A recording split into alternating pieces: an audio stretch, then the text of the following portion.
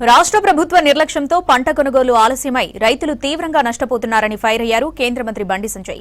కరీంనగర్ జిల్లాలో పర్యటిస్తున్న కేంద్ర మంత్రి బొమ్మకల్లో ధాన్యం కొనుగోలు కేంద్రాన్ని పరిశీలించారు.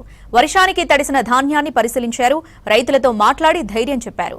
కొనుగోలు కేంద్రాల్లో తడిసిన ధాన్యాన్ని కూడా ప్రభుత్వమే కొనాలని డిమాండ్ చేశారు బండి సంజయ్.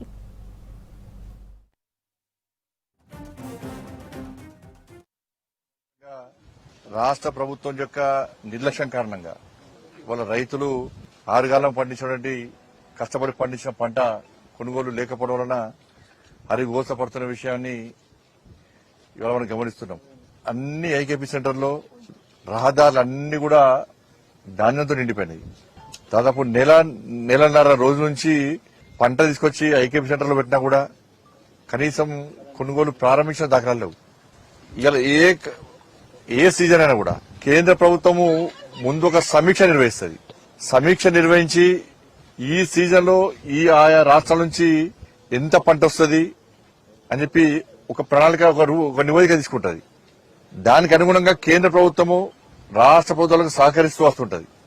ఇది ప్రతిసారి జరుగుతున్నటువంటి ఒక పద్ధతి. దానికి అనుగుణంగా రాష్ట్ర ప్రభుత్వాలు ఒక ప్రణాళికాబద్దంగా ఒక ప్లాన్ ప్రకారం ముందస్తు చర్యలు తీసుకుని కొనుగోలు ప్రారంభించాల్సినటువంటి అవసరం ఉండే. బీఆర్ఎస్ పార్టీ ప్రభుత్వంలో ఆ 10 సంవత్సరాల కాల వ్యవధిలో ఒక్కసారి ఒక్క రైతుకు కనీసం నష్టపరిహారం ఇచ్చిన దాఖలాలు లేవు. ఆ ప్రభుత్వం మోసం చేసిందని చెప్పి రైతులందరూ ఈ ప్రభుత్వానికి అవకాశం ఇస్తే ఈ ప్రభుత్వం ఇంకా నిర్లక్ష్యం. రైతు భరోసా ఇవన్నీ కాదు, ఫస్ట్ ధాన్యం కొనండి, ధాన్యం కొనండి. దేశవ్యాప్తంగా ఎక్కడ లేని సమస్య ఇక్కడ ఎందుకు వచ్చింది అంటున్నా. రాష్ట్ర ముఖ్యమంత్రి లేఖ రామని చెప్పి కేంద్రం కొంటలేదు, కేంద్రం ఇంతవరకు ఏం సాయం చేయాలి లేఖ రామని చెప్పండి.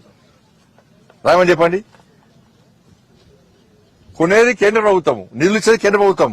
వీళ్ళు కేవలం మధ్యవర్తిత్వం అయితే మాత్రం